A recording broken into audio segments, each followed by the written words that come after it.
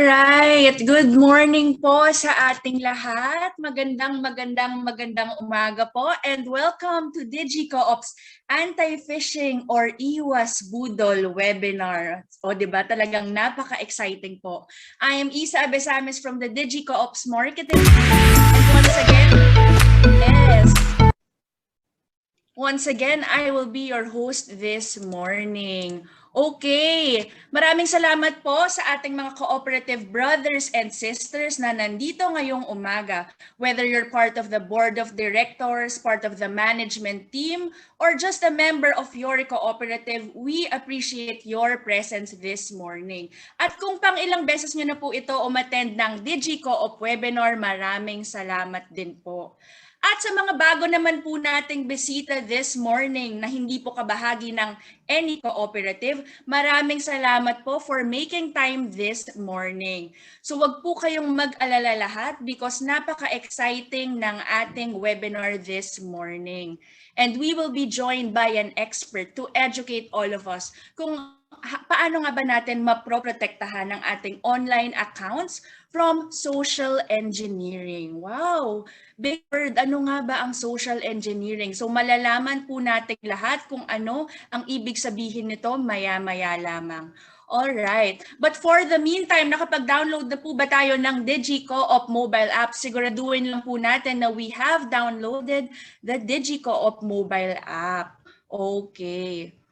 So good news rin po sa ating lahat because we are also live via the digiCOOP.ph Facebook page this morning. Yes, tama po yan. Hindi lamang po tayo live dito sa Zoom.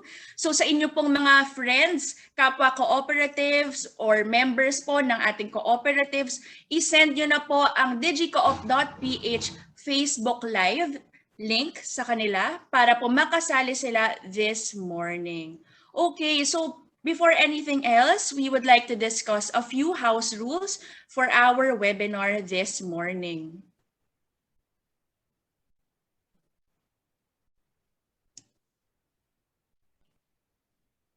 Ayan. So siguraduhin lang po natin na nakamute po ang ating microphones. And don't forget to register in the registration link found in the chat box. And you may post your questions in the chat box as we go along. And the no drawing or sketching on our screens. And wag po kayong mag-alala because your e-certificates will be sent to your email right after this webinar. And in case I lose connection, wag po tayong magpapanik because the digiCOOP marketing team got this webinar covered. All right.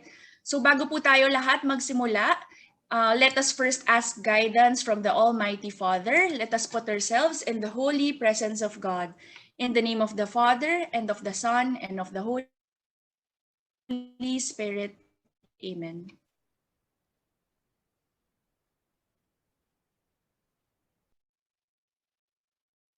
Prayer for our frontliners. To our God who created heaven and earth, the one who is the beginning and end. To our everlasting Father who knows us and understands our struggles, feels our pain, and saw every tear that fell from our eyes. We seek you in our lives today. Our battle against this new enemy named COVID-19 has been long and hard. Many of us has fallen and many more are afflicted with the disease. We ask you as the last liners in this fight to fight for us. We are tired, depressed and alienated, and there is no one we can seek strength from except you, our God. Please hear our prayers, listen to our pleas, and see the hardship your children are going through. As we fulfill our oath to do no harm, Father in heaven, please protect us from the harm inflicted against us. Protect us, my Lord, from the people who we help heal from this disease. And yet some of them see us as the carrier of the plague. Protect us, my Lord, from the leaders we serve who do not see the hardships we are going through, yet still demands for us to do more. Protect us, my Lord, from the painful words we hear, the insensitive gestures we receive, and allow us to focus only on you, since we are here to serve God and not men. We seek your hand of provision for our needs to fight this enemy, Father. Please provide our hospitals and all the staff necessary equipment and protection for their daily use. Please provide us with the daily strength and wisdom to confront this disease and comfort the inflicted. Please provide for the needs of our families we have left behind in our homes as we serve our country each day.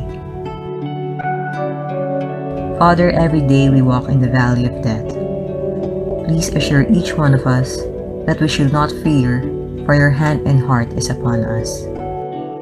We pray, Father, to encourage the spirit of each last liners, that what we are doing is not only necessary, but of highest nobility. Remind us, Father, each day the words of your Son, Jesus Christ, that there is no greater love for our fellow men by giving our own lives for them. We seek your blessings, Lord, and we trust that you have placed us in the hollow of your hands, that no disease or even man can harm us. This is our prayer through the wonderful name of your Son, Jesus Christ.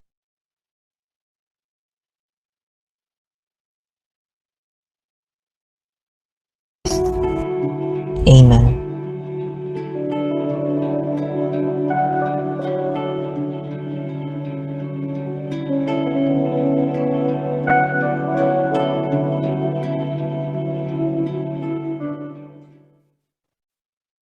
Alright, so maganda po talaga na nasimulan po natin ang webinar na ito na pinagdasal po natin ng ating frontliners and sa lahat po ng pinagdadaanan natin for almost 2 years. Okay, so hindi ko na po patatagalin pa to welcome all of us this morning. Let us welcome Ms. Anquisha, digiCOOP President, for her opening remarks.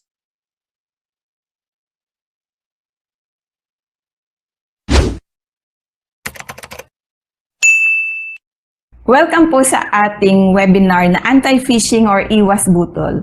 Ito po hinahatid ng digiCOOP by Traction Cooperative para po sa dagdag kaalaman ng ating mga cooperatives, ng ating mga members, ng ating mga branch operators. Ito po ay very, very important event na talaga pong very relevant at kailangan po nating matutunan para po maproteksyonan po natin ang ating mga cooperatives, ang ating mga accounts, lalo na po dito sa age of digitalization. Tila po talaga napakarami pong nagkalaganap na mga taong gusto pong makaisa sa kapwa.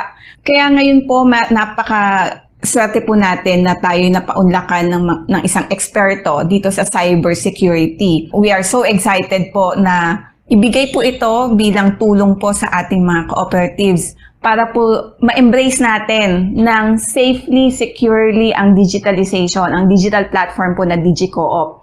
Tayo po iiwas, sama-sama po tayong magpoproteksyonan at isa lang po ito sa napakarami pa pong webinars na gusto po namin ihatid sa inyong lahat. Kaya sit back, relax, and let us all learn together. Thank you po. Visit digicoop.ph. Follow us on Facebook at facebook.ph page or email us at info@digicoop.ph. Alright, maraming salamat po Ms. Anquisha for your welcoming remarks. And hindi ko na po papatagalin, alam ko na lahat po ng nandito ngayong umaga ay napaka-curious at excited kung paano nga ba natin mapoprotektahan ang ating online accounts mula sa mga scammers, nagkalat na scammers ngayong pandemic. So may pinrepare po kaming short video para po magkaroon tayo ng brief introduction and idea what this webinar is all about. So panoorin po natin itong lahat. It is safe to assume that when we think of hackers, we've been traditionally taught to think that they're sketchy looking. They probably have a black mask and a beanie on, while they're meticulously looking for their victims' system vulnerabilities, trying to hack into it to get confidential information. However, there's a new hacking technique that has gradually gained popularity, and one that is just as scary, or maybe even worse, than traditional hacking. One that would cause the victim to trust the hacker, and in worst cases, the victim would voluntarily share their passwords to the hackers, leaving their system open, and vulnerable. And that is what we call social engineering, or social hackers. Social engineering is the art of manipulating people so they give up confidential information. If cyber attackers attack computers, social engineers, on the other hand, hack people. Criminals use social engineering tactics because it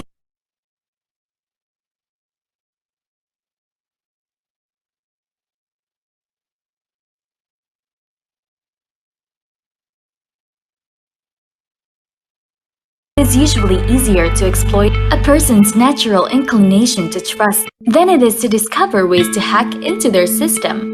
In fact, according to securityintelligence.com, the FBI found that digital crime complaints increased by about 70% between 2019 and 2020. Many of those complaints involved some form of social engineering. So imagine this. You're just normally going about with your business, when out of nowhere, you get a call from an unknown person. You answer the phone, and while listening to the caller, you seem to believe that they're trustworthy. How could they not be? They sound so genuine. They seem to be keen on helping you with your account problems. The caller mentioned that you would need to reset your password, so the caller asks for your username. And without having any second thoughts, you also share your password. As you can hear the urgency in their voice, you also hear their eagerness to help you. And it's for your best interest anyway. What's the harm, right? But without knowing it, you've already been scammed, and they've already gotten into your account, and probably withdrawn your wallet balance, or have gotten confidential information from you. You have already fallen prey to the online budol. Now, there's no more going back. A very famous example in history happened in 2016 when Mr. John Podesta, Hillary Clinton's campaign manager, received an email. The email states that someone got his email's password and that he should immediately change it.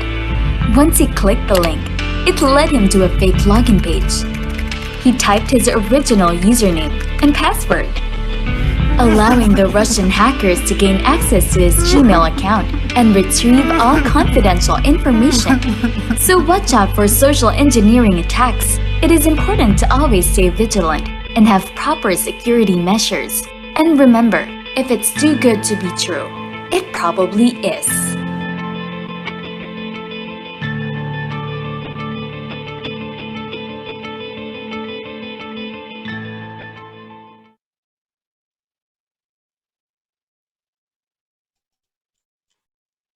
Video clip ay nagkaroon po tayo lahat ng idea kung gaano ka-relevant ang ating webinar this morning. So now we've come to the main part of our event. So with us today ay meron po siyang 18 years of combined experience in law enforcement, intelligence, investigation, ICT management, and cybersecurity. He is a law, policy, and technology writer and authored the National Cybersecurity Strategy of the Philippines. He designed and implemented the Cybersecurity Management Systems platform for the National Computer Emergency Response Team of the Philippines. At hindi lamang po yon, because he was awarded as the 10 Outstanding Electronics Engineers of the Philippines noong 2014 by the Institute of Electronic Engineers of the Philippines, and Silver Eagle Award for the Web Services and Cybersecurity Division of PNP. At hindi lamang yon, because onti sa kanyang milestones ay he also authored the National Cybersecurity Plan for 2022 under the Department of Information and Communications Technology. He is an expert and resource person for the Cybercrime Prevention Act of 2012 of the Republic of the Philippines under the Office of Senator Edgardo J. Angara. And wag na po natin patagalin, he is also a professional electronics engineer and ASEAN engineer. Let us all welcome this morning CEO and founder of Cyber Guardians Incorporated, Mr. Alan S. Cabanlong. Good morning, Mr. Alan Cabanlong. Hello, good morning. Thank you for having me. Yes, I know that yung mga participants natin ay from the cooperative, and I hope my presentation will give or will enlighten each and every one of you with regard to cybersecurity, cybercrime, specifically on social engineering. So let me share my screen.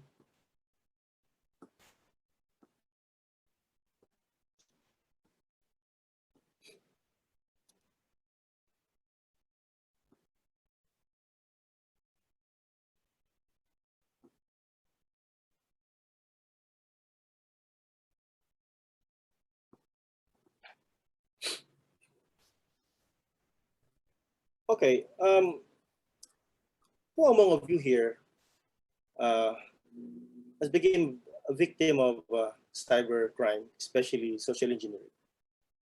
I know that you receive email came from someone that you don't know, or even came from the bank, the legit na bank yung email address. But then, nagtataka kayo, bakit kayo in-email ng bank? Bakit kayo nagkaroon ng account sa isang bangko na wala naman kayong opening of account? Di ba? Yun ang mga bagay-bagay as laymen, as not IT people, not IT staff, or not IT personnel, that you should see as an indicator, one of the indicators that mayroong pagtatangkang pagpasok sa inyong sistema o sa inyo mismo. Okay? Most of us here are using emails, social media. We have bank accounts, di ba? And since pandemic, lahat ng mga ito ay pwede nang i-transact online, lalo na yung bangko. Ngayon, tatawag ka na lang sa call center para magipag-transact or para ma-confirm ang iyong transaction. However, this pose a great threat sa atin kung hindi natin alam kung ano yung mga dapat ibigay, okay, sa mga nagtatanong sa atin, especially sa panahon ngayong pandemic. Okay, so this lecture will focus more on that aspect, the social aspect of cybercrime, the social engineering.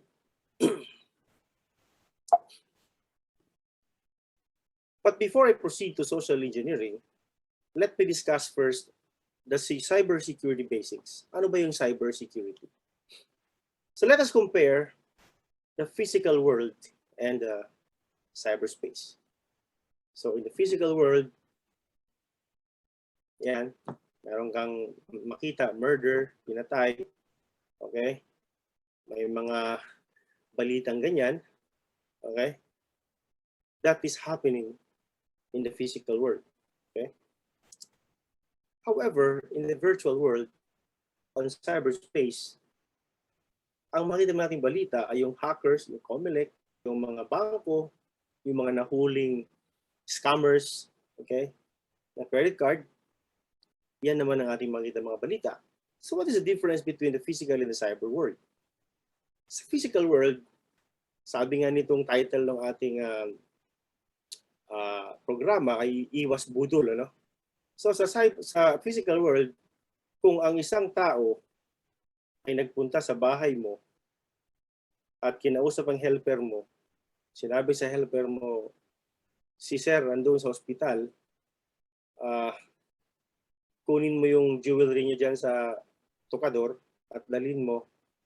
Ito naman si helper, siyempre, nasa hospital si boss, at kunyari magkakilala yung nagpunta, ay ibibigay, and that is budol-budol. Diba? So, ganun din sa cyberspace. Ano? Pero ginagamit lang nitong mga kriminal ang online platform. Okay, by sending you emails na nanalo ka sa online lottery or nanalo ka sa Bangko Sentral, na kailangan mo mag-claim. Pagkatapos, bago mo mag-claim, kailangan mo magbigay ng pera para sa processing. And that is the difference between social engineering in the physical world and on cyberspace. So, sino na sa inyo ang naka-experience ng ganyan.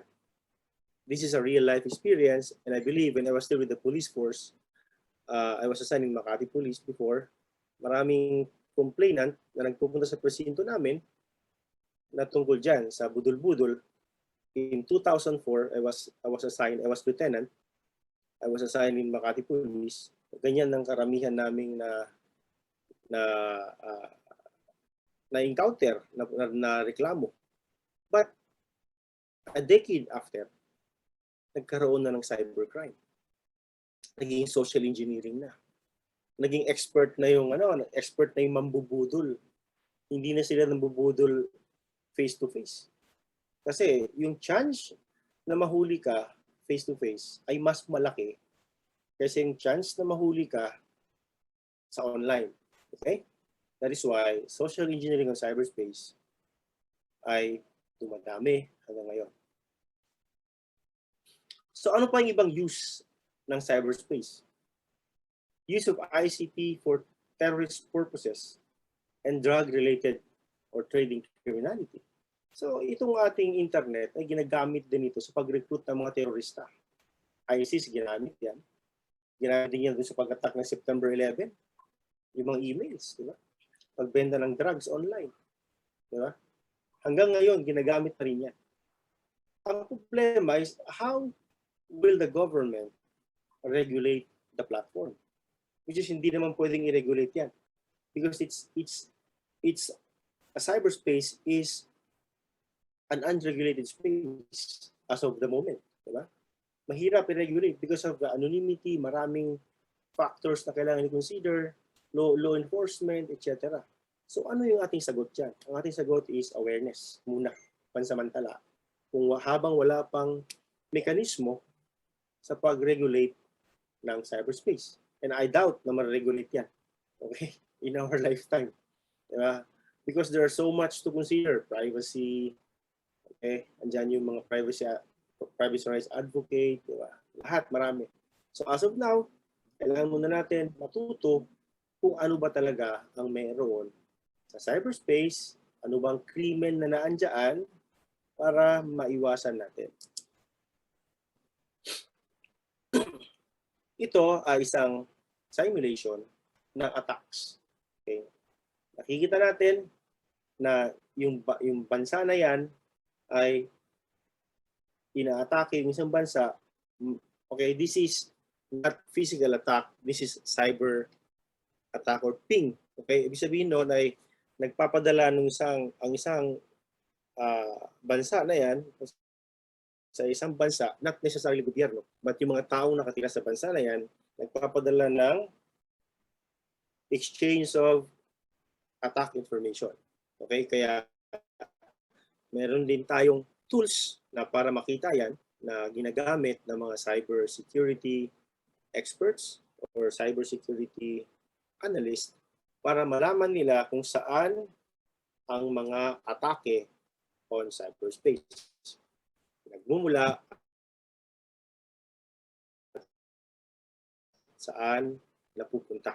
So with that, they would be able to make an analysis kung saan at ano ang mga threats na nakikita sa bawat kontinente. Okay? So, ano ba talaga yung nangyari sa cyberspace? Well, criminals, ginagamit na ng mga criminal para magnakaw. Okay? In the Philippines, yung RCBC bank heist, di ba? Naalala nyo yun, medyo matagal-tagal na 2016, wherein millions of dollars were stolen. We use it to exchange information. Ito nga, itong ginagawa natin ngayon.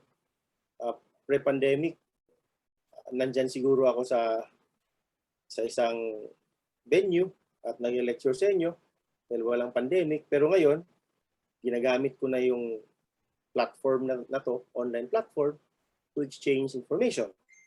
Ano pa? Yung hacktivist. Okay, they use it for political goals. Yung mga politiko natin ngayon, ginagamit na itong mga social media. Ginagamit yung mga blogs. Kita natin lang kung sinong totoo at saan ang totoong impormasyon. Dahil sa dami ng impormasyon na nilagay. Diba? pwedeng peke, pwedeng totoo, di ba? Pwedeng paninira. So ang dami na hong gamit at nangyayari sa cyberspace. So kaya nga ho ay dapat tayong mga tao na gumagamit nito ay aware kung ano ba talaga yung dapat nating makuha na impormasyon. Mamaya, may nag-post na isang website na hindi mo namang masyadong kilala. Tapos iba yung sinasabi sa isang tao, ikaw ay naniwala na at sinare mo na. So, responsibilidad ho yun ng bawat tao, bawat tayo, na tingnan at i-validate kung ano ba yung mga impormasyon na yan. Okay? Ano pa yung gamit ng cyberspace? Marami pa hong iba. So, what is cybersecurity now? So, nalaman na natin yung epekto ng mga crimes sa cyberspace, anong pwedeng gawin. So, ano ba yung cybersecurity ngayon? Okay? What is cybersecurity? Okay, ang sabi nila, according to ITU, cybersecurity is the prevention, protection, and the restoration from cyber attacks. Medyo malalim ho yan, ano? Kung sa layman's. So, explain ko na lang ho ng ganito. Analogy ho sa daan, ano, sa highway. Sa highway, dumadaan yung mga kotse. Ngayon, kung walang checkpoint, yung mga kotse, free nakakadaan. Criminal ang doon din. Diba? Pero kung may checkpoint, pwedeng mag-check yung pulis o militar kung sino ba talaga yung dapat papadaanin o hindi. So, ganun din ho sa cyberspace. Ang cybersecurity ay ang pulis ng cyberspace. Okay? So, yung pulis na ho yan ay hindi yung necessarily na tao. Ito po ay pwedeng equipment na tinatawag na pwedeng firewall, okay? Na pwedeng antivirus, mga ganun ho. Yan ho yung in layman's definition, ang pinakamababaw na definisyon ng cybersecurity. In order to protect the networks, computer, mga program, yung mga datos, okay, para hindi ma-attack, hindi ma-damage, or hindi ma-access ng kung sino man. It also involves protecting ng impormasyon natin. Ating sistema, at of course tayo, okay, ay pinoprotektahan ng cybersecurity. So ano ho ba yung mga common cyber threats na nakikita natin ng cyberspace? Meron ho tayong phishing na tinatawag. Hindi po ito yung pangingisda, pero ito po yung nangingisda nga ho yung mga hacker, pero by sending emails, okay, to induce individuals to reveal personal information. So, kunyari, naka-receive ka ng email galing sa bangko mo, humihingi ng informasyon at pinapa-input yung bank account mo, pati PIN number mo, ay huwag mong gawin yun. Dahil yan po ay phishing. Okay? So, isa po yung klase ng social engineering. Okay? Malware. So, malware is a malicious software intended damage or disable computer and computer systems. So, pag na-click mo ho yung malware na pinadala sa email mo kaya sa Facebook, pinalike sa'yo, at na-click mo yan, at wala kang antivirus, wala kang anti-malware sa computer mo, ay pwede na hong mabasa ng nagpadala ang lahat ng data mo sa computer. So, pwede nang basahin yung conversation mo ng kapamilya mo. Diba? Pwede nang basahin yung, pwede nang tingnan yung mga pictures mo. Kung ano man ang mga nakastore dyan sa computer mo, ay pwede na niyang makita, at kahit yung camera mo, pwede nang i-turn on and off, at yung microphone mo. Eh mag-ingat po kayo dahil ang malware ay may kanya-kanyang intention. Okay? May kanya-kanyang means of how to collect the information. Thus, hacking you. Okay? So let's go to hacking. Yung hacking naman, ang definition na to ay unauthorized access to your data. Example, naiwan mo yung laptop mo naka-on, kaya desktop mo naka-on, tapos yung password mo pala, pangalan mo lang. Kunyari yung password mo ay pangalan mo, kaya Alan, ganun. So, go back ko lang. So medyo ano yun, no? Medyo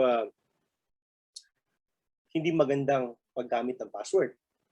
So, posibleng pwede kang i-hack ng gano'n.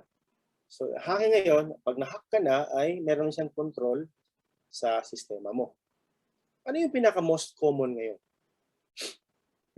Yung social engineering. Kasi social engineering is a psychological manipulation. Katulad ng video na panood nyo kanina, ay it's a psychological manipulation of people into performing actions. Nabudol ka nga eh. Akala mo, yung nagsalita ay tama. Nagbigay yung helper mo ng jewelry kung sa nagpunta sa bahay mo. Diba? Kasi nasa hospital ka daw. So yun, psychological manipulation of people into performing actions or divulging confidential information. Okay?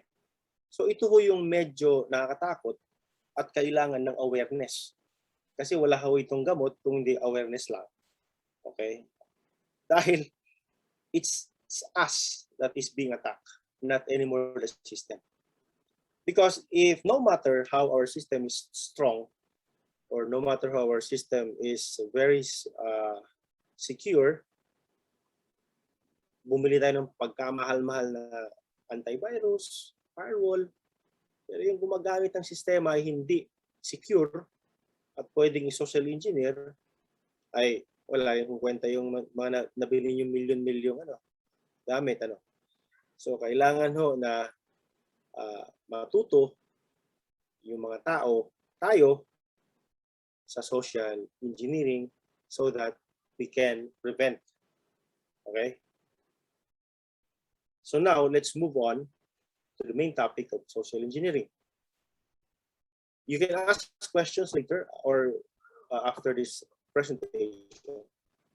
If you want, you can just type it in your chat box para mamaya naka-ready na ako.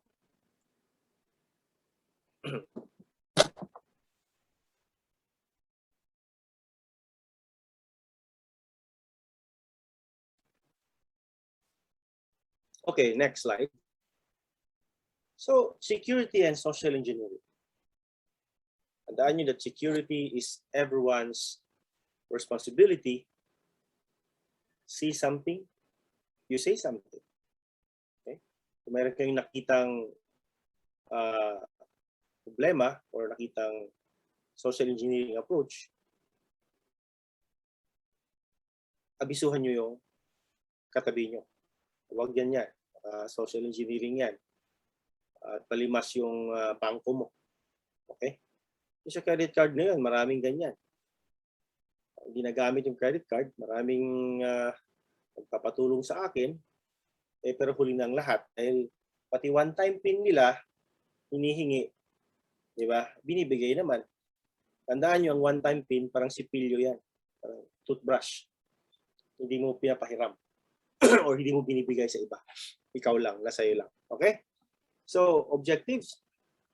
Our objective is to understand the principle of social engineering, define the goals of social engineering, recognize the signs of social engineering, and, of course, identify ways to protect yourself from social engineering. So, what is social engineering? At its core, sabi ko nga, ito ang pagmamanipula, okay, sa isang tao para ikaw magbigay ng impormasyon. So, it's essentially hacking into a person. Hindi ho ito hinahack yung sistema mo at computer mo, kundi ikaw ang hinahack para makakuha ng impormasyon na ibigay mo sa mga hackers.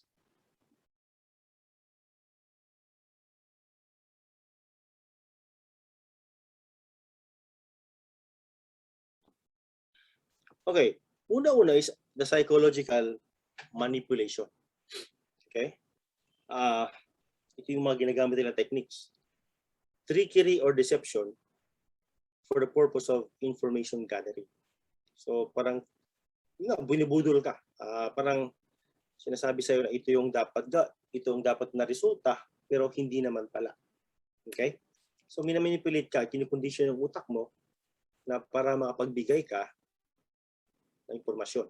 So hindi ang sistema ang hinahack ng hacker, kung hindi ikaw mismo ang hinahack para makapagbigay ka ng impormasyon. So it is a way for criminals to gain access to information system. So kung na-hack na nila yung tao na may gamit ng information system, na may gamit ng computer, okay, na may gamit ng isang system,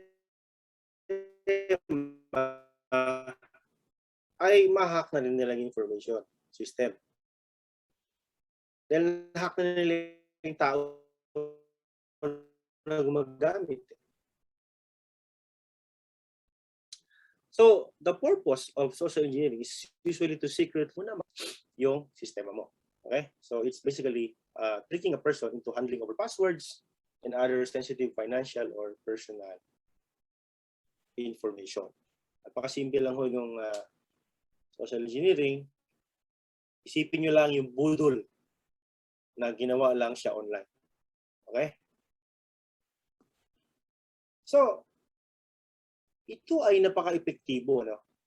Kasi pag tao kasi ang na-attack mo at vulnerable yung tao, walang alam yung tao sa teknolohiya. Eh yung noon nga wala pang technology na ganito, nabubudol, di ba, yung mga tao. Kasi magaling yung mga nabubudol, di ba? Well, yung mga lalo na yung magaling mangutang, di ba? Magaling yung mambudol. Lahat ipapromise sa'yo, yung moon, yung buwan, yung araw ibibigay, di ba?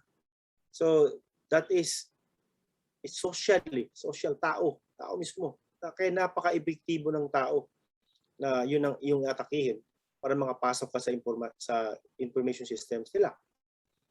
So according to Siemens Enterprise Communications based in Germany, so yun daw ang epektibo na ruta ng hackers para magnakaw ng confidential na informasyon.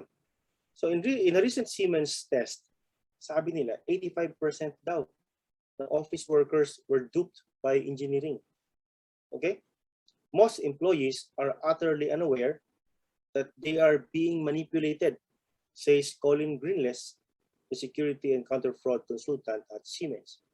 So in 2014, ito based the Philippine setting. Ako kasi yung isa sa mga ako yung nag-umpisa ng e-blatter system ng Philippine National Police.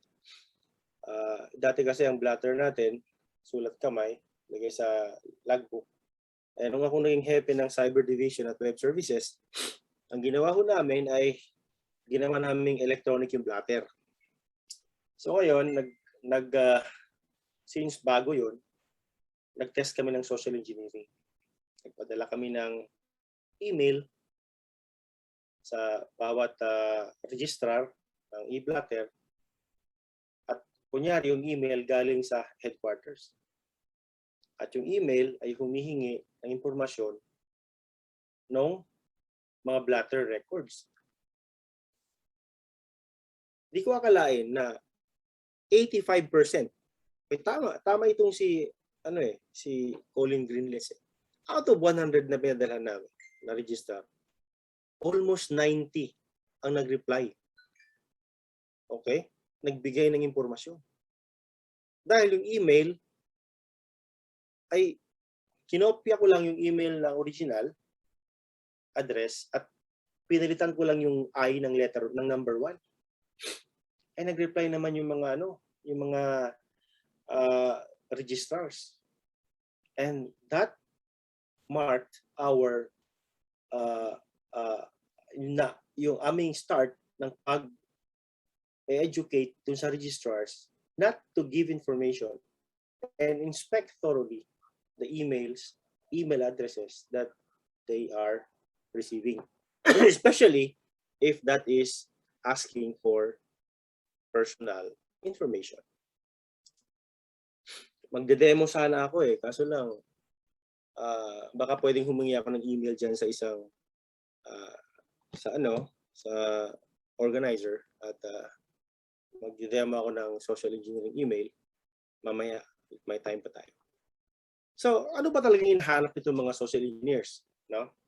Siyempre, gusto nila malaman yung pet's name mo, saan ka galing, saan ka nagpupunta, di ba? Ano ba mga information na binibigay mo sa mga kaibigan mo, di ba? Kasi ito yung tandaan mo Think of yourself as a walking computer, full of valuable information about yourself, di ba? Kasi alam mo naman lahat ng sarili mo. You've got the name, address, and valuables. Now, you categorize those items like a business does. Personally identifiable data, financial information, cardholder data, health data, credit report data, and so on. Kasi ikaw nakakaalam nun lahat At yun ang ginagamit mo ngayon. Yun ang ginagamit ng mga bangko, ng credit card providers na impormasyon so that that organization can validate na ikaw yun. Ngayon, naibigay mo na pala yan sa iba. Okay? So, for example, naibigay mo yan sa kaibigan mo. Yung kaibigan mo pala ay hacker at may gustong kunin kasi nainggit siya sa'yo, marami kang pera sa bangko, marami kang credit card. Hindi natin maiwasan nagipit. Alam lahat ng impormasyon mo Kaya wala na. Diba? Anong mangyayari ay makuha na lahat ng data mo. Yung data mo na yon ay pwedeng gamitin sa pag-loan. Diba? Sa pag-file ng financial information. Diba? Pag-filing financial transactions. Diba? So ano pa? Take a close look at some of the secure sites you log into. Some have a secret question that you have to answer. If you cannot remember your username or password. Familiar ba yan, guys? Diba?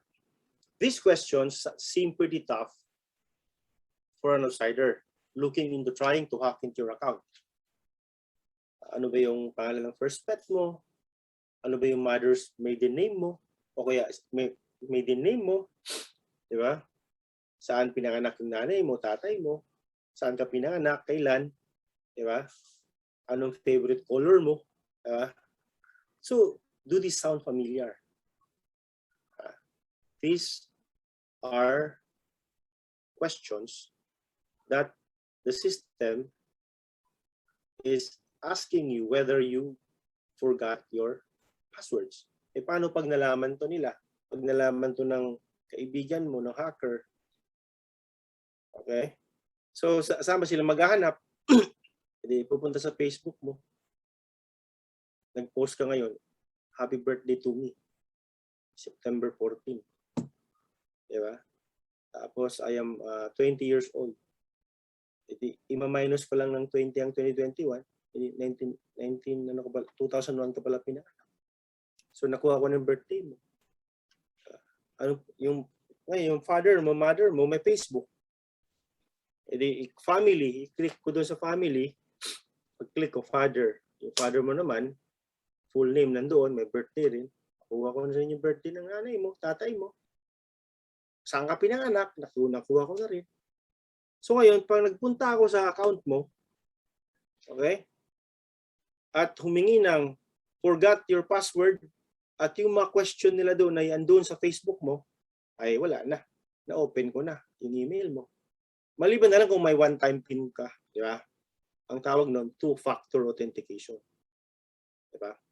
So yung two-factor authentication naman ay nagsisend ng ang Google o kaya Yahoo, okay, ng numero sa cellphone mo na nakarehistro doon sa email address para kung sakaling may manghack sa'yo, ay pwede pang ma-prevent dahil dun sa two-factor authentication. Kaya I suggest you activate your two-factor authentication. Kung makakuha pa yan, ay di na pakagaling na ng hacker. Actually, pwedeng makuha yan. Kaya nga, sinasabi ko nga, papadalahan ka ng text, di ba? Na nanalo ka sa Netflix ng t-shirt. Kaso lang, kailangan mong ibigay yung one-time PIN. Di ba? So, yun yung mga ways naman paano makuha. And that is social engineering. Paano makuha yung impormasyon ng one-time PIN sa'yo. Kaya sabi ko nga, ulitin ko, mga kapatid, mga kababayan, na kailangan nating intindihin na yung one-time PIN ay parang toothbrush. Okay? Huwag na yung panty or brief, toothbrush na lang.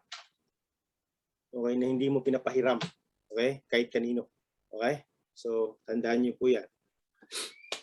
Tactics. Ito yung mga tactics ng mga hackers. Una ay pretexting. So, mag-create sila ng fake scenario.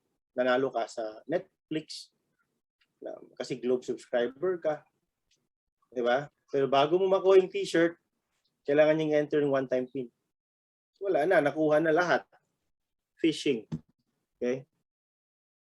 Send out bait to fool victims into giving away their information. Okay? Pag-click mo ng isang link, pinapa-enter yung pangalan mo, birthday mo, account number mo. Ikaw naman, kasi naka-receive ka ng email na yung bangko mo ay mako-close dahil na-hack puno yung bangko mo. Yung pala, yung hacker pala yung mga hack pa lang sa'yo. Kaya mag-ingat kayo. Never give out information, especially if it's from the bank. The bank will never ask your PIN numbers or PIN number online. Okay? Ano pa? Fake websites. So these fake websites are molded to look like the real website. Okay? May login credentials. Okay? Lahat andun makikita mo. But these fake websites, normally their credentials are compromised. Okay? So baka mamaya maglagay ka ng information mo doon sa fake websites. Yung pala, yung data mo napupunta lang sa back-end or sa database ng hacker. Fake pop-up. Okay, ngayon, meron sa real website, nagpunta ka ng website ng digiCOOP, for example, yung digiCOOP website na compromise because of pop-ups. Yung pop-ups kaya biglang lumabas dun sa screen na pinapaklik sa'yo. Ngayon, na-click mo naman, pag-click mo, automatic yun, nagko-collect na ng information sa PC mo. Okay? At yun, maging biktima ka na ng social engineering. Tandaan nyo pretexting, huwag kayo maniwala dyan. Kalokohan yan. Okay? Yung mga nanalo kayo na hindi man kayo tumataya. Phishing. Okay? Ito meron pa. Yung mga nag-relationship online, kunyari, catfishing, di ba? Kunyari, panoorin yung clickbait sa Netflix, maganda yun. Katatapos ko lang kahapon. Kahit mapula yung mata ko, natapos ko. Clickbait, panoorin yung maganda yun. That's catfishing. Ang ginawa niya ay nagkaroon siya ng relationship online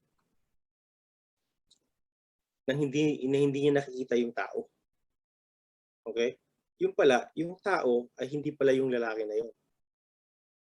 Ang behind pala, babae na gustong sirain yung credibility ng lalaki. Diba napa-inlove niya yung mga babae at you know, that's catfishing using your identity. You know? So mahirap yun. So kailangan yung maintindihan paano nyo ma-prevent yung mga ganyang mga pangyayari. So isa yung tactics, no? That's a deeper tactic, but it's it's worth pwede yung panoorin sa Netflix. 8 episodes lang yata yun. Okay. So what else? So how do you protect yourself now? Kanina nakita na natin ano yung mga technique ng mga social engineers. How do you protect yourself? Anong gagawin ninyo pag nandyan na? Okay? A security-aware culture can help you identify and repel social engineering attacks. First is to recognize inappropriate request for information. Bakit siya nag-request ng information?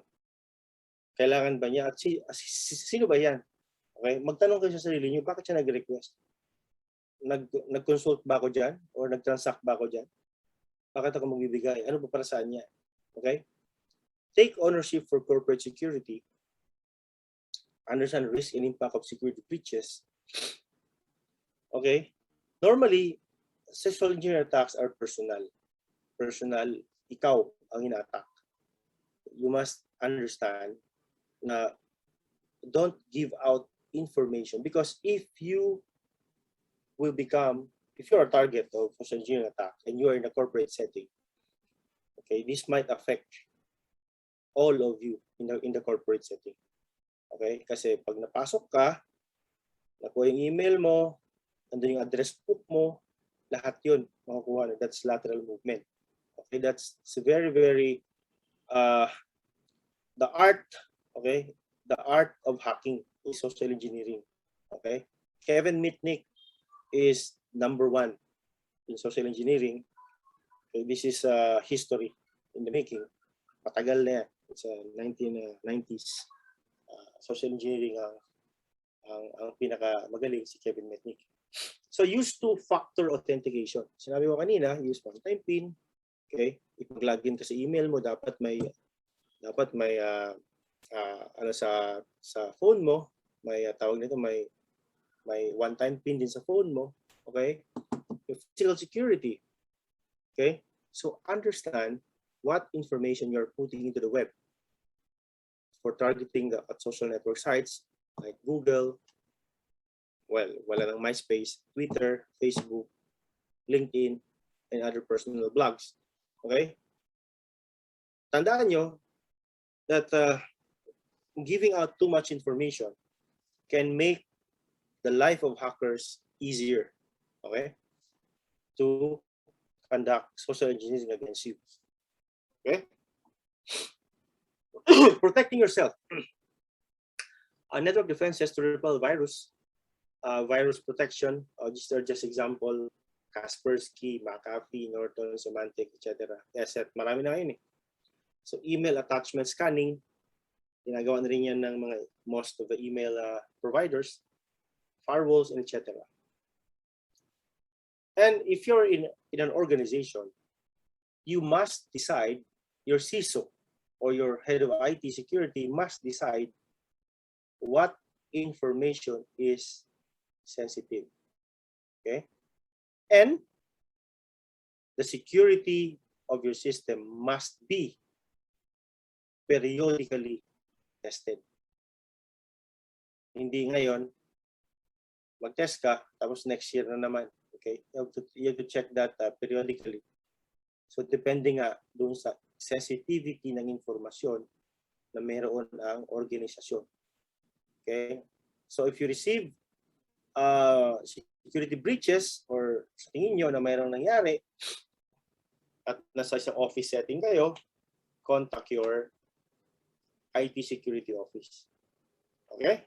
Yun ang pinaka-the best. You share yung threat. Huwag yung itago lang sa sarili nyo because that will give your office mate, okay, lessons as well, best practice para nila maiwasan yung social engineering. Okay? So some of the gagawin, do not open messages or attachments from unknown sources. Okay? Not click dubious or unverified links. Sino mahilig mag-click nito? Meron akong kaibigan dati, mahilig mag-click ng mga link na yan. Lalo na pag yung link na pinapadala sa kanya ng mga ibang sites. Okay? Check password. Change your passwords regularly. At least 90 days or depende sa'yo. But I recommend 90 to 120 days. You can change your password. So meron ka dapat iteration ng password mo. Okay? So yun ang mga kailangan natin gawin so that maiwasan yan ang social engineering. Be careful in interacting with other people online.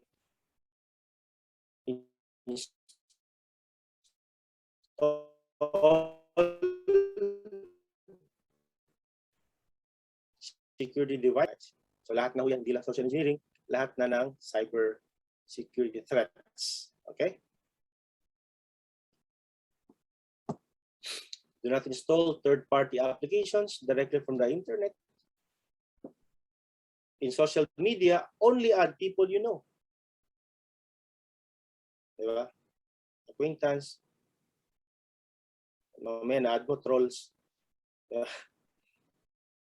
Tapos yung trolls nag-comment sa isang post. Diba? So report and ask help from the authorities. So kung biktima kayo, mag-report agad, huwag patagalin so that the authorities can help you. Okay? Report to the PNP, NBI, and the PNP Anti-Cybercrime Group is there to help you. They're very equipped. The NBI as well, NBI Cybercrime Division. But wag na tayo dumating doon. Kaya nga tayo nandito sa awareness program. Ano? Kasi pag na-biktima pa kayo ng social engineering after this lecture, ewan ko na kung ano pang dapat natin gawin, ano? So, dapat be mindful of yung mga nangyayari online, especially if babad kayo sa internet, ano? Eh ngayon, siyempre, work from home, lahat online. So, talagang babad 8 hours a day, di ba? So, kaya ingat sa social engineering and other means of hacking. Okay? So, what is your role in cybersecurity? Hindi lang kasi ako dapat na nagsasalita lang at kayo nakikinig lang. Kasi when I crafted the National Cybersecurity Plan, that is the first national strategy ng bansa natin, when I was appointed Assistant Secretary ng DICT, ang ginawa ko is, ano ba yung role ng bawat tao, bawat ahensya, ano, sa cybersecurity? Malaki yung role ng bawat tao. Malaki ang role mo. Kasi if aware ka, if hindi ka na nahahack, hindi ka hackable, hindi ka social engineering threat, no, malaki ang role ng bawat tao natin. Kasi hindi na kailangan mag-report sa police dahil hindi ka naman na biktima, ma-curb natin ang cybercrime. Diba? Dahil wala na mabibiktima yung mga kriminal. And that is your role on cybersecurity.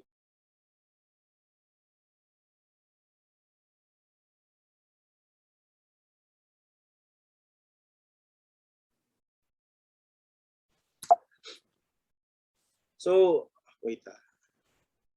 So, that is your role on in cybersecurity. So, kaya after this lecture, I hope this will be one of your task in your everyday work from home setup. Na you have to curb social engineering attacks. Okay? If you have questions, then I think this is the end of my presentation. Then I'll open the floor for question and answer. I hope you learned on social engineering and some cybersecurity tips from this lecture. And thank you very much and have a nice day. All right. Thank you po, Sir Alan, for your very informative presentation this morning. So yes, nandito na po tayo sa next part ng ating webinar. webinar, the live question and answer. So before anything else and to keep everything organized, we would just like to enumerate few rules for our live Q&A. So for our live Q&A, you may post your questions in the chat box or you may raise your hand and you will be called. I will call you for your question.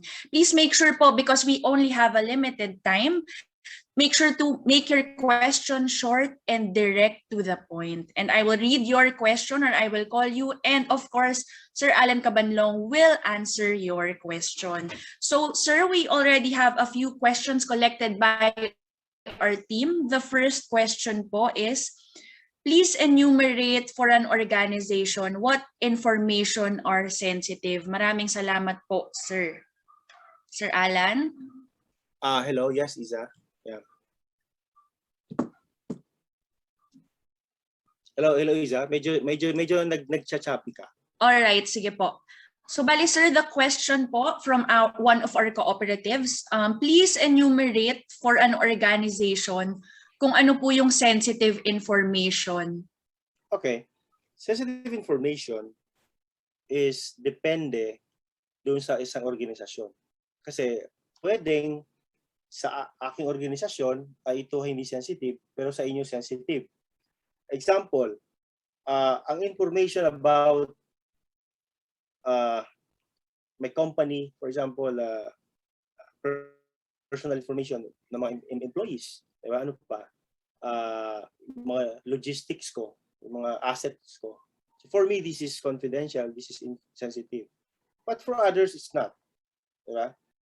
So kaya the one that should define the sensitivity of the information is yung company. Okay? So wala ho tayong ano diyan. Wala hong tawag nito template diyan. Okay? Wala, hindi po uniform yan. Depende ho yan sa organization. Sa digiCOOP, for example, hindi naman confidential itong ating lecture, pero sa ibang ahensya, confidential ito. Okay, like for example, I was talking with NDCP. I give lectures normally sa National Defense College for the military on cyber warfare. So, ang aming lecture ay closed session, and that is sensitive ang pinag-uusapan. For them it's sensitive, but para sa atin hindi eh. Para sa inyo hindi. Okay? So, the sensitivity of the information, okay, should be defined by the organization. Hindi ibang tao mag-define. Because they are the ones who will and should classify the sensitivity of such information.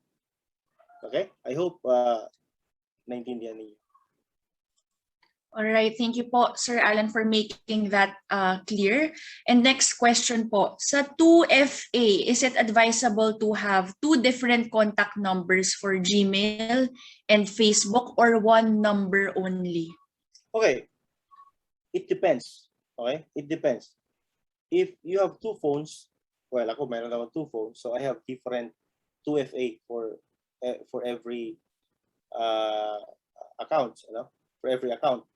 So yes, you can also do that. You can also do two phones or 2 numbers. It doesn't matter as long as you have 2-factor authentication. Kasi hawak mo yung phone mo eh. But if nakakalimutan mo yung phone mo, edi yun ang problema. Hindi mo ma-access. But technically, in security, it's okay. It's fine to have 2 phones for 2FA. All right, thank you po, sir, for answering that question. Another question po. Sir, what is malware as compared to computer virus? Okay. Virus is a type of malware. Okay? Malware is a malicious software. Ang ibig sabihin ng malware is malicious software. Okay? Kaya malware. Di ba may software, may hardware, may malware. So malware is a malicious software. Okay? So a virus is a kind of malware. Okay? That's Trojan horse is a kind of malware. So these are all malware.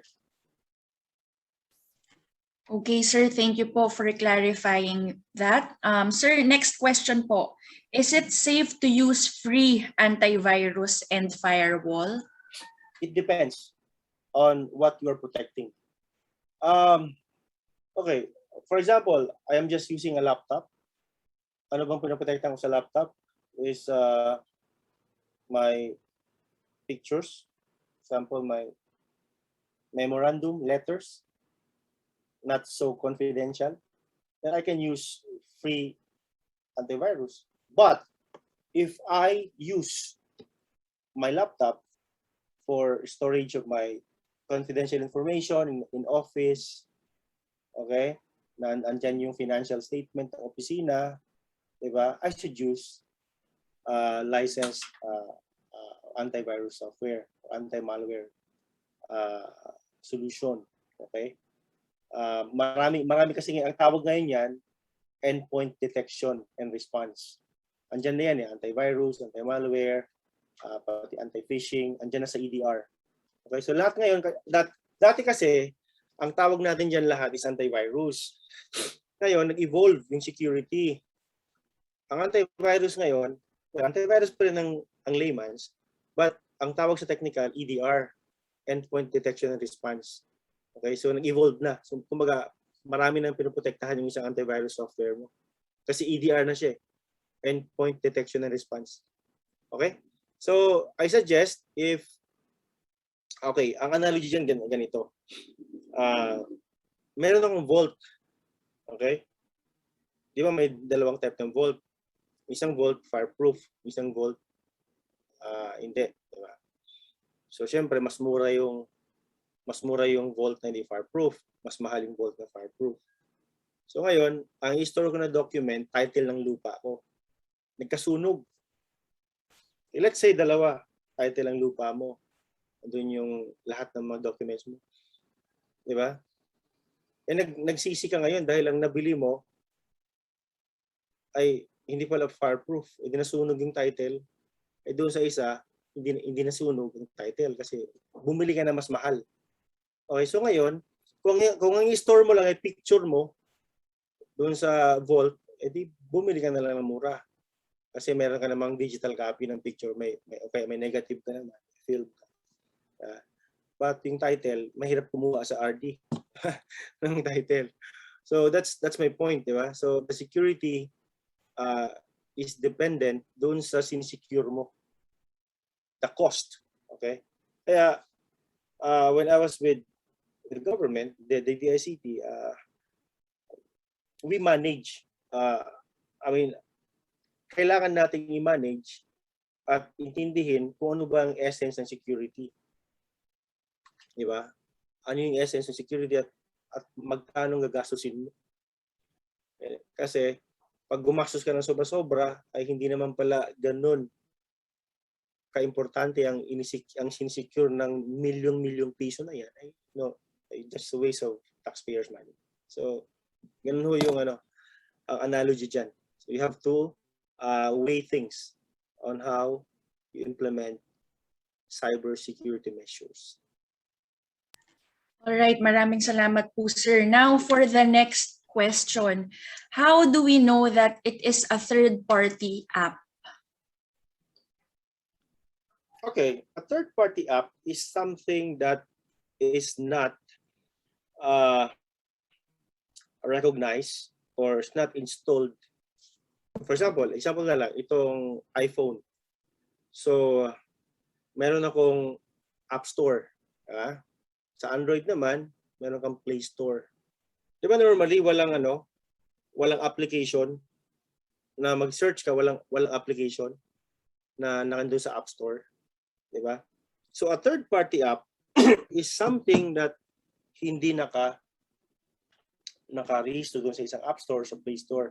Or, it could be an app that is not native. How can I explain this? Native meaning hindi siya kasama dun sa original application ng isang sistema. Okay, that's a third party app. Kumbaga, kung sa tao, kung dalawa lang kami nag-uusap, okay, si Isa at ako nag-uusap, si Christina, pumasok, so siya yung third party. So something like that yung analogy. Okay? Thank you po, sir, for answering that question. Now, we have the next question po. Paano po malalaman na yung link is harmful po? Okay. Paano mo malalaman? Una-una, if the link came from unreliable sources, ay wag na kayong mag-click. That is harmful. Okay? Kasi once click nyo yan, wala kayong makikita eh. It will just redirect you to some pictures. However, the background, nagkakaroon na ng exfiltration ng data, hacking at your background. Paano mo malalaman? Ang indicator, isa sa mga magandang indicator ay hindi mo alam kung saan galing yung link na yan. Kasi pag sa technical kasi, binabasa namin yung link. Okay, ang ginagawa namin ay inuhugot namin yung link, ina-isolate namin, parang virus, ina-isolate mo at i-detonate mo sa isang safe environment. Pero siyempre, hindi nyo naman gagawin yon, layman's, di ba? Ang gawin nyo lang is don't click any link that came from unauthorized or unknown sources. Yan na lang kasimple. Okay, huwag nyo lang alamin kung delikado yan dahil pag na-click nyo yan, wala na. It's already there. And wala kayong antivirus, then naggamit na kayo ng free antivirus na walang EDR, then it will just detonate in your computer. So makuha na natin information. Alright, maraming salamat po, Sir Alan, for answering our questions this morning. And dyan po sa chat box, few of our questions are also being answered by our team. So kung meron pa po kayong additional questions, you just pakitype lang po sa ating chat box and our team will try our best to answer these questions right after the webinar. But due to limited time po, we will now move on to the next part of our webinar. Dahil alam po namin na just like the team, marami po kayong natutunan sa ating webinar this morning and lubos po kaming nagpapasalamat, Sir Alan Cabanlong, sa inyong pagpapa-unlock sa amin this morning sa ating Anti-Phishing or Iwas-Budol webinar. So we would like to award him with a certificate of appreciation. So dahil online po tayo ngayon, online po ang ating webinar, amin pong ifa-flash sa screen ang Certificate of Appreciation for Sir Alan Cabanlong.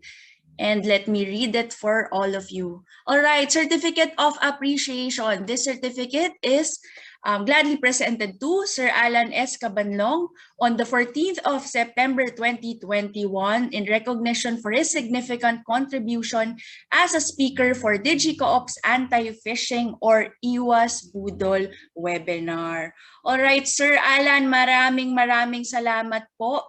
It is our honor and privilege and napakarami po naming natutunan mula sa inyo, lalo na po ang ating kapwa cooperatives and members na nandito ngayong umaga. So sir, onting picture lang po tayo before we close. Picture lang po tayo for with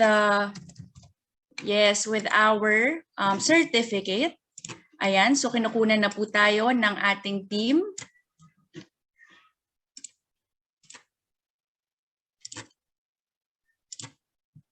All right, maraming salamat po, sir. And sir, yes, onting few closing words lang po for our webinar this morning. A little closing words or reminders po, paalala po sa ating mga cooperatives and members na nandito ngayon and kadamihan ay nabubudol po lalo na ngayong panahon ng pandemic. Okay, so yes, thank you digiCOOP and Traction for having me. Okay, sa mga kababayan natin, sa mga cooperative members, digiCOOP members, ito lang tandaan natin, huwag tayong magpaloko sa mga social engineers. Okay, tandaan natin yung mga indicators kanina ay klaro naman.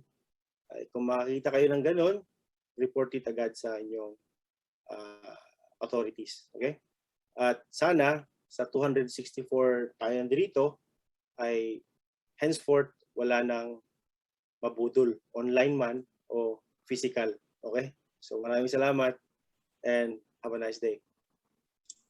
Alright, maraming salamat po Sir Alan, and now we move on to the next part of the program dahil alam po namin na gusto nyo pong matutunan, yes, sa mga nandito po na hindi from the cooperative industry at nagtataka, ano nga ba itong digiCOOP? Well, we have a short video presentation para sa inyong lahat. Panoorin po natin ito.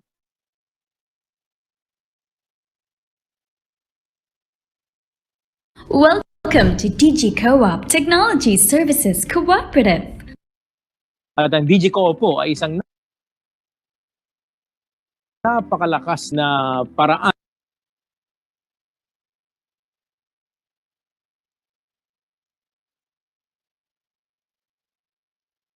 o channel na pagkaisahin, pagbigkisin ang kilusang kooperatiba, lalong-lalo na sa ating pagnenegosyo.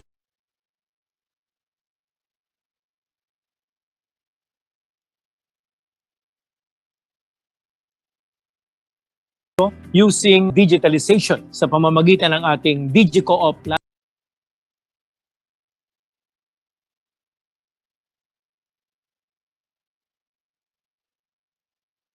Lalong lumakas ang ating social impact sa mga mahihirap at sa mga nasa lilain ng lipunan. Ito po si Father Anton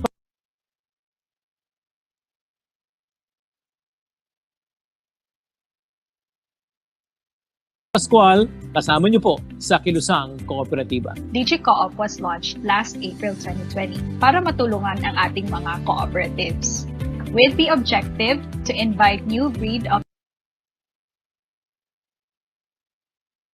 members from the younger generations and to also have them actively involved in cooperative activities. We have onboarded 300 co-ops and 112,000 members into our system. Tamang-tama dahil ngayong pandemic, lahat ng transactions are made online. Pero paano nga ba magiging hassle-free ang sistema ng cooperatives? Ano nga ba ang digiCOOP? And how will digiCOOP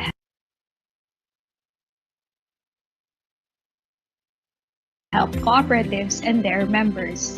Magbenta ng insurance sa iyong mga kakilala, pwede mo nang makuha online through digiCOOP ang mga insurance policies and claims. Loan application. Di na kailangan mahassle ang inyong cooperative members. Pwede na sila mag-apply ng loan online.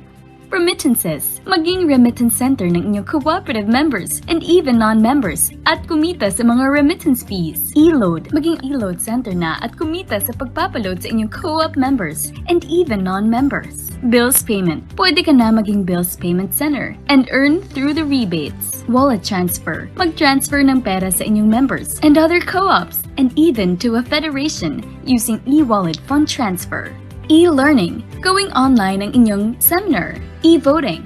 Pwede nyo nang iboto ang inyong board of directors online. Di nyo na kailangan maghintay ng matagal dahil malalaman nyo kaagad ang resulta. Real time. Payment gateway. Pwede na maging connected sa more than 40,000 payment options and centers nationwide. ATM Visa debit card. I-withdraw at any ATM branch ang inyong kinita sa digiCOOP. Tabletop kiosk. Have a convenient way of serving your members with just a few steps using our tabletop kiosk. DX Bank. Going seamless ang transactions and accounting ng inyong co-op sa digiCOOP and avail of the digiCOOP DX Bank core banking system para sa inyong cooperative. Wow, parang si Daniel Padilla lang. Nasa iyo na ang lahat, digiCOOP. Talagang digitally empowered na ang cooperatives thanks to digiCOOP. How to be a digiCOOP Technology Services Cooperative member. Good news! Join digiCOOP and be part of the first unification project. Integrate, convert, or create your own digiCOOP Business Center. Ang branch nyo, pwede natin gawing business center na may iba't ibang modelo. Pwede kang maging isang Cebuana Luwilier, Bayad Center, Banknet, 7-Eleven, LBC, at GCash. Lahat ng yan powered by digiCOOP Business Center. Attract new members at serbisyuhan ang mga miyembro ng mas madali at mas mabilis. For as low as 400,000 pesos, you have a lifetime free software, upgrade, technical support, and remittance license at kumita ng higit sa 1 million taon-taon base sa 5,000 miyembro kada branch na bibisita at magta-transact. Unlimited ang potential sa kita sa digiCOOP dahil sa tuloy-tuloy na pagdagdag ng negosyo sa digiCOOP mula sa loan processing, payments, pera padala, bagay padala, online selling, convenience stores. So hurry and sign up. Contact our digiCOOP team to know more. Visit digicoop.ph. Follow us on Facebook at facebook.ph page or email us at info@digicoop.ph. Alright, so we hope na through that short video ay naintindihan nyo po kung ano nga ba ang digiCOOP at offers nito. But wait, to close our webinar this morning, I would like to call on Miss Ann Quisha, President of digiCOOP, for her closing remarks. Good morning, Miss Ann.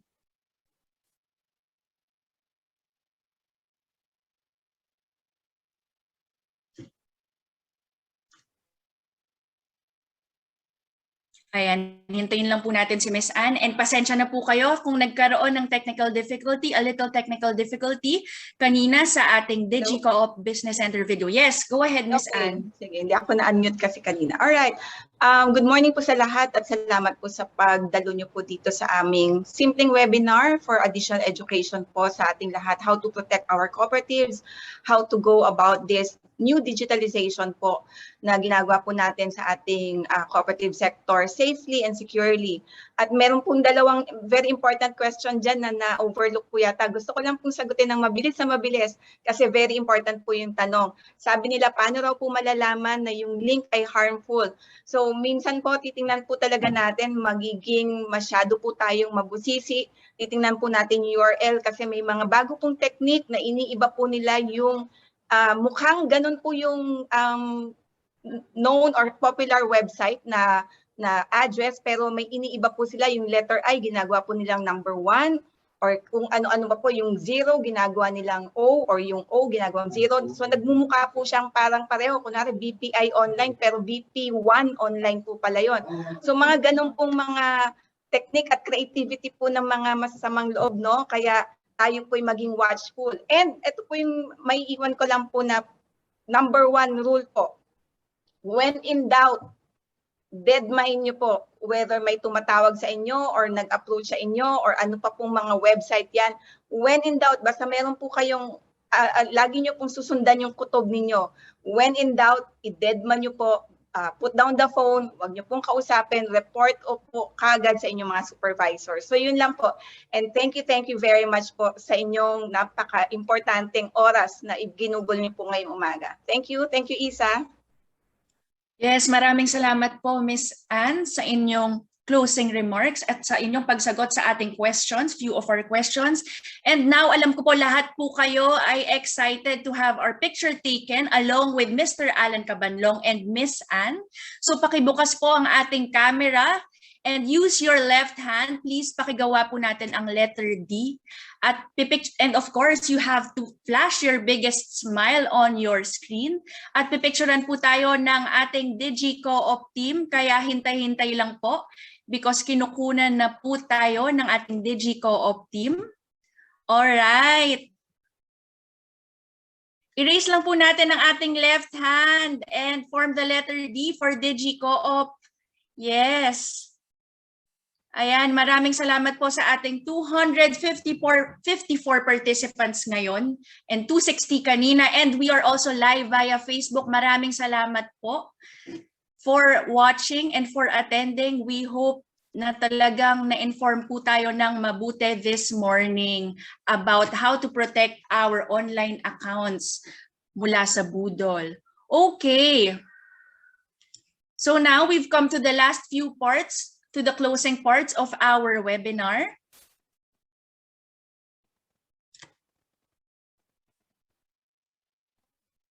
Ayan. So now, wag po natin kakalimutan na mag-sign up po tayo sa digicoop.ph. Yes, sign up po tayo as a member or as a cooperative.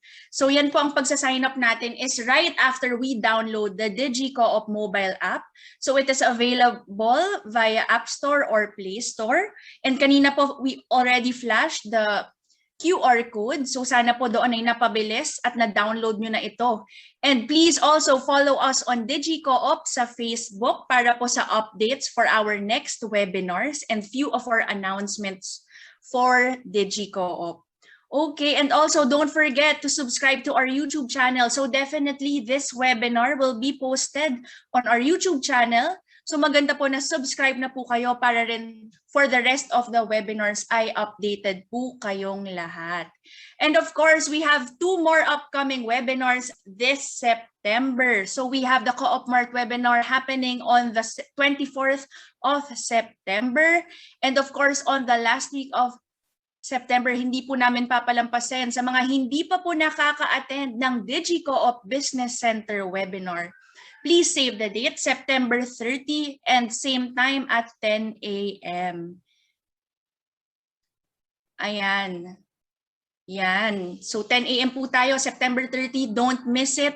And for October, for the Co-op month, each week ay may hinanda po ang digiCOOP team para sa inyong lahat na talagang napaka-exciting na list of webinars. So abangan po natin yon lahat, lalo na ang announcement sa aming digiCOOP.ph Facebook page. So doon po nagtatapos ang ating digiCOOP Anti-Phishing and Iwas-Budol webinar. Sana po ay marami kayong natutunan kung paano nga ba natin mapoprotektahan ng ating personal or business accounts online. So maraming salamat po muli kay Miss Ann Quisha and Mr. Alan Cabanlong na napaunlakan po tayo ngayong umaga. So maraming salamat po and kita-kits po tayo muli sa September 24 for our digiCOOP Co-op Mart webinar, same time at 10 a.m. This is Isa Abesames from the digiCOOP marketing team signing off. So thank you po and stay safe and healthy mga ka-digiCOOP. Maraming salamat po sa inyong lahat and also sa ating mga ka-kooperatiba sa Facebook. Maraming salamat din po for joining us this morning.